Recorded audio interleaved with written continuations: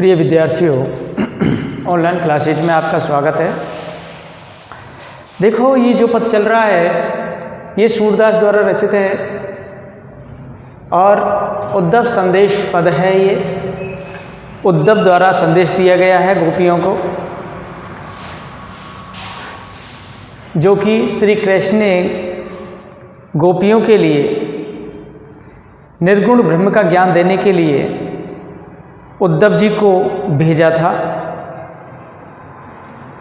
ये तभी का, उसी समय का ये पद है। तो देखो, पहले हम इस पद को पढ़ते हैं और पढ़ने के बाद में फिर देखेंगे कि इसमें उद्धव जी का क्या संदेश छिपा हुआ है। तो देखते हैं। निर्गुण कौन देश को वासी। अभी कहते हैं, निर्गुण कौन देश को वासी,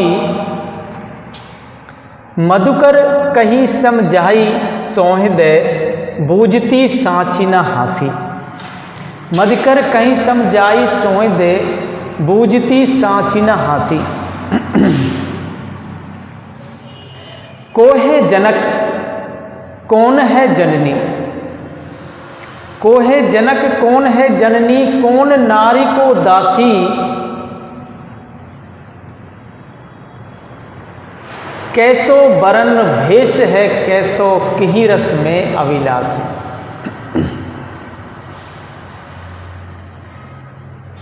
पावे गो पुनि कियो आपनो, पावे गो पुनि कियो आपनो, जोरे कहे गो गांसी।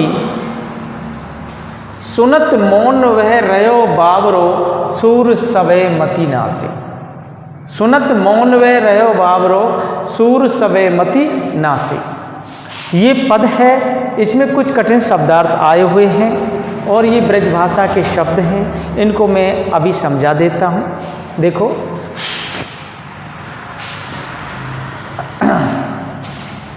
कठिन शब्दार्थ।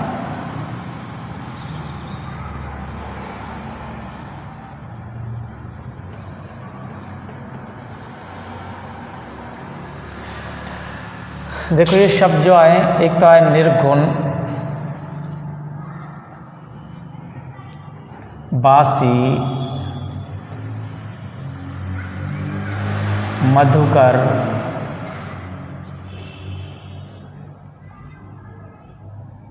सोह, सोह, बूझती,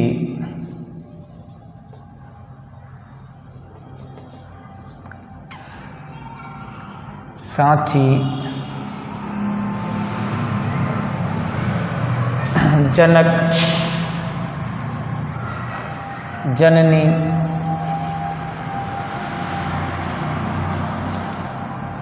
बरन,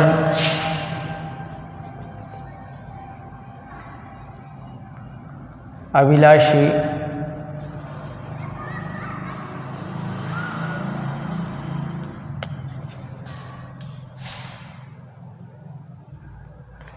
गांसी,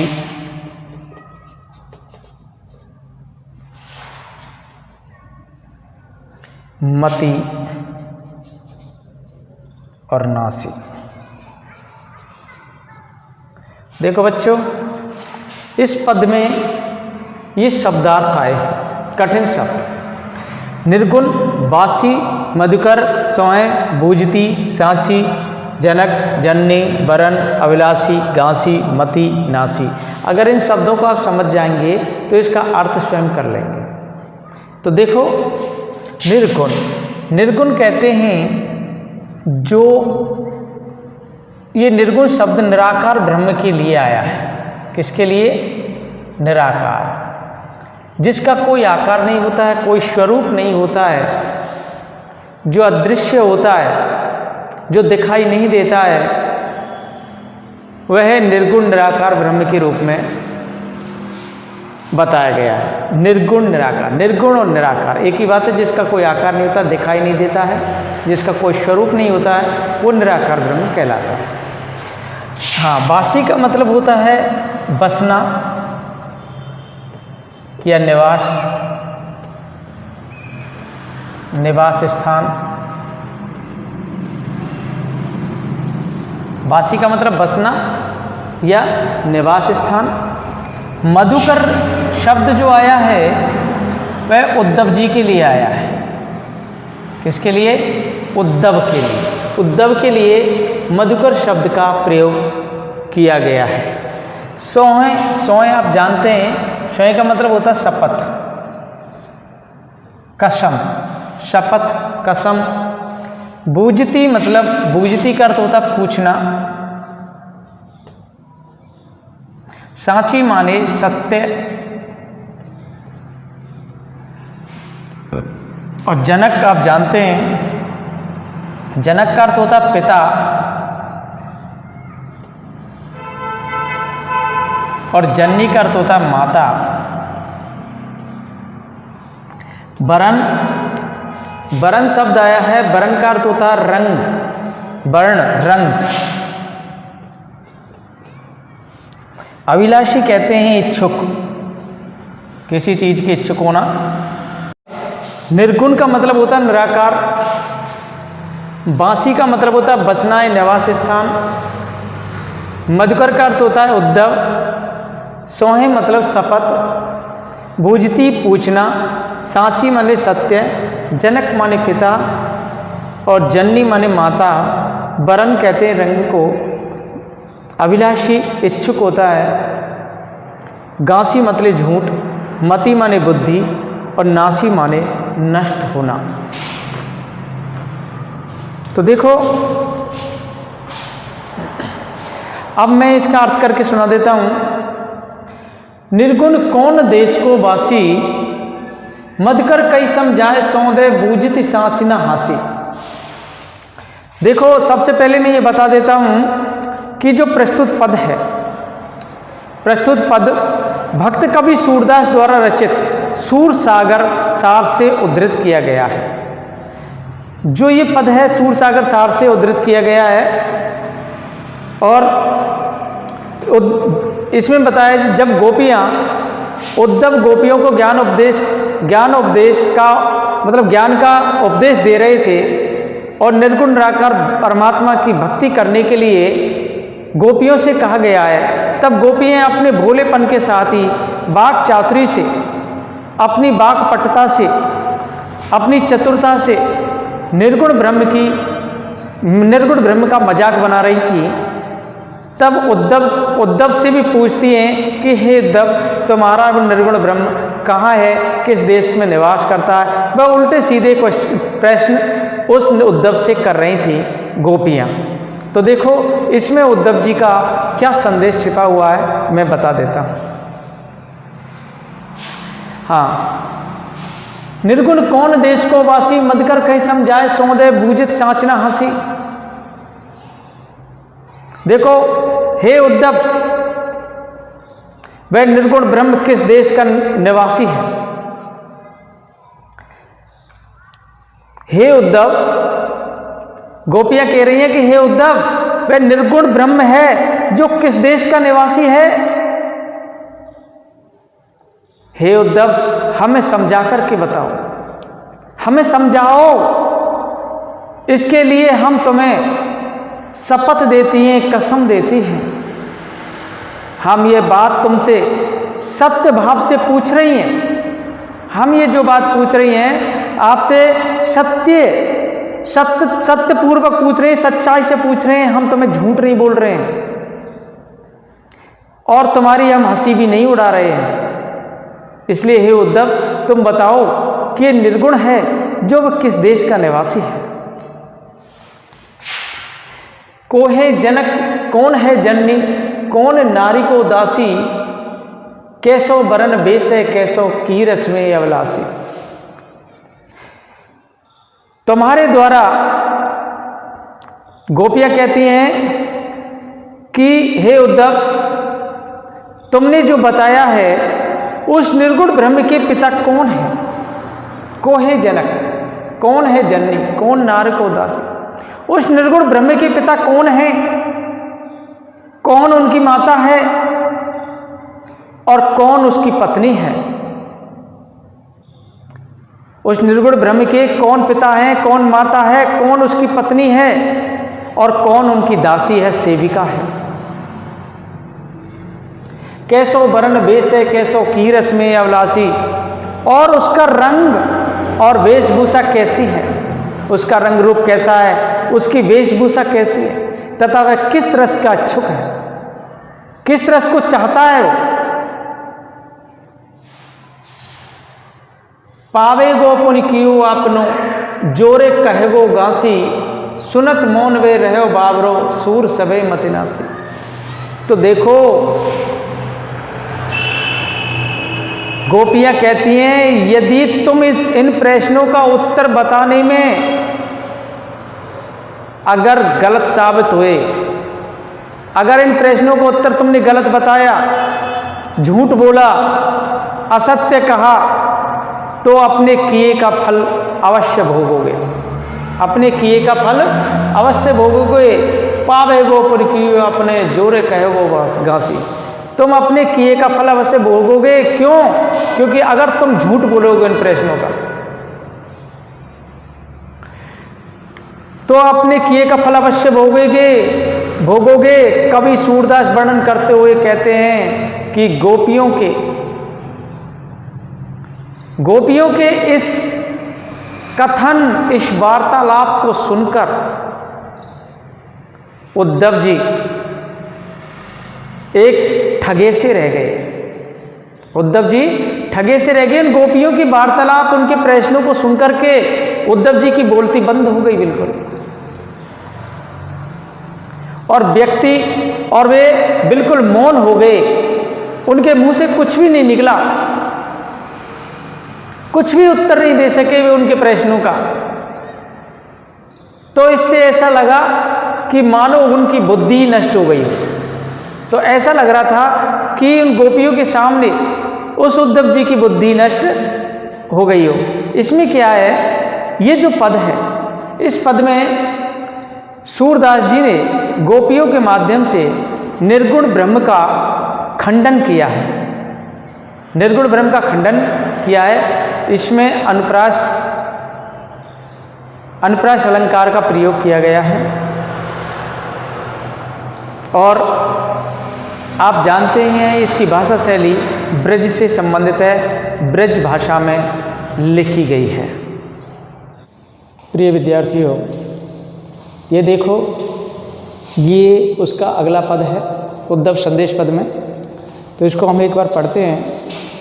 सुनी सुनी उदो आवती हंसी, सुनी सुनी उदो आवती हंसी, कहवे ब्रह्मादिक के ठाकुर कहाँ कंस की दासी। सुनी सुनी उदो आवती हंसी, कहवे ब्रह्मादिक के ठाकुर कहाँ कंस की दासी। इंद्रादिक की कौन चलावे शंकर करत खवासी, इंद्रादिक की कौन चलावे शंकर करत खवासी। निगम आदि बंदीजन जाके शेष शीश के बासी, जाके रमा रहत चरणन तर कौन गने कुबजासी। सूरदास प्रभु दृढ़ कर बांधे प्रेम पुंज की पासी। तो देखो, ये उद्धव संदेश पद है। इसमें कुछ शब्द आए हैं कठिन शब्दार्थ, जैसे कि आप जानते हैं शंकर भगवान कृष्ण कहते हैं, शंकर कहते हैं भगवान शिव को, और निगम वेदों को कहा गया है। और शेष कहते हैं शेषनाग को कहा गया है। रमा माने लक्ष्मी होती है, चरणनी मतलब चरणों में, तर माने नीचे। कुब्जा को आप जानते ही हैं, और खवासी माने चाकरी होती है। तो ये इसके कठिन शब्दार्थ हैं, और जब मैं इसका अर्थ करूँगा तो आपको ये कठिन शब्दार्थों का ज्ञान हो जाएगा। तो देखते हैं। देखो, मैं बता देता हूँ पहले तो कि उद्धव द्वारा गोपियों को योग साधना का उपदेश दिया जा रहा है इसमें, और गोपियाँ अनेक तरह से तर्क वितर्क करने लगती हैं। इससे गोपियाँ अपने तर्कों से उद्धव को निरुत्तर करने का प्रयास करती हैं। तो देखो नृत्य करने का प्रयास वे कैसे कर रही हैं, तो देखते हैं। सुन सुन उदो आवती हंसी, कह भी ब्रह्मादिक के ठाकुर कहाँ कंस की दासी। गोपियाँ कहती हैं कि हे उद्धव, तुम्हारी बातें सुन सुन करके हमें हंसी आती है। हे उद्धव, तुम्हारी जो बातें हैं, तुम्हारे विचारों को, तुम्हारी बातों को सुन करके हमें बहुत ही हंसी आती है। प्रियतम कृष्ण से कंस की दासी कुब्जा की तुलना, कहाँ वे ब्रह्मादिक के ठाकुर कहाँ कंस की दासी। प्रियतम कृष्ण से कंस की दासी कुब्जा की तुलना, कंस की दासी जो कुब्जा है उसकी तुलना उसके प्रेम व्यवहार की बराबरी कैसे हो सकती है। वे जो भगवान श्री कृष्ण तो ब्रह्मा आदि देवताओं के ईश्वर हैं, स्वामी हैं, आराध्य हैं, तो उसकी तुम तुलना कैसे कर सकते हो उस कुब्जा से। इंद्रादिक की कौन चलावे, शंकर करत खवासी, निगम आदि बंदीजन जाके शेष शीश के वासी। अरे देखो, इंद्र आदि जो देवता है ना, इंद्र आदि देवताओं की तो बात ही कौन कहता है, वो तो एक सामान्य देवता हैं। स्वयं शिवजी भी उनकी चाकरी और सेवा करने लगे रहते हैं, शिवजी भी उनकी सेवा शुश्रूषा करने लगे रहते हैं। और वेद उपवेद आदि जो शास्त्र हैं उनकी प्रशंसा में उनकी स्तुति पाठ करने लगते हैं। और वे बंदीजन जैसे बंदीजन होते हैं ना, बंदीजन जैसे हैं। और वे शेषनाग जो उनके सिर पर निवास करते हैं, तो उनकी तुलना वो कैसे कर सकते हैं। इंद्रादिक की कौन चलावे, शंकर करत खवासी, निगमादि बंदीजन जाके शेष शीश के वासी। इंद्र आदि सामान्य देवताओं की तो बात ही अलग है। और भगवान जो शिवजी हैं, शिवजी भी उनकी सेवा शुश्रूषा करते हैं। और वेद उपनिषद आदि जो समस्त शास्त्र हैं उनकी प्रशंसा में स्तुति पाठ करने वाले एक बंदीजन जैसे दिखाई देते हैं वे। और शेषनाग तो उनके सिर के ऊपर निवास करते हैं। तो उनकी तुलना तुम एक उस कुब्जा से कैसे कर सकते हैं। जाके रमा रहित चरणंतर, कौन गने कुब्जासी, सूरदास प्रभु दृढ़ कर बांधे प्रेम पुंज की पासी। देखो, जाके रमा रहित चरणंतर, कौन गने कुब्जासी। लक्ष्मी जिनकी चरणों के नीचे बैठी रहती है, लक्ष्मी जिनके चरणों के नीचे बैठी रहती है, ऐसे परमेश्वर परम ब्रह्म स्वरूप कृष्ण के सामने कुब्जा की क्या गिनती है। कुब्जा की क्या गिनती है ऐसे परमेश्वर कृष्ण के सामने। कौन उसे मुंह लगाएगा उस कुब्जा को, जब रमा जैसी लक्ष्मी जैसी उनके चरणों में बैठी रहती है। तो देखो, सूरदास प्रभु दृढ़ कर बांधे प्रेम पुंज की बासी। तो सूरदास कवि कहते हैं कि गोपियों ने उद्धव से कहा कि प्रभु श्री कृष्ण ने गोपियों को अपने प्रेम पास से दृढ़ता पूर्वक बांध रखा है। श्री कृष्ण ने गोपियों को अपने प्रेम पास से दृढ़ता पूर्वक बांध रखा है। श्री कृष्ण से गोपियों का जो प्रेम संबंध है वह कभी न टूटने वाला है, अटूट है, उसको कभी दूर नहीं कर सकते हैं। तो देखो, इसमें गोपियों को विश्वास ही नहीं होता है कि श्री कृष्ण मथुरा में कुब्जा से प्रेम करने लगते हैं। वे तो केवल एक कृष्ण की एक लीला समझती हैं, क्योंकि श्री कृष्ण तो परम ब्रह्म परमेश्वर है, परमात्मा का रूप है, इसलिए वे ऐसा नहीं कर सकते हैं। तो उनको विश्वास ही नहीं हो रहा। इसमें अनुप्रास और असंगति अलंकार का भी प्रयोग किया गया है। धन्यवाद।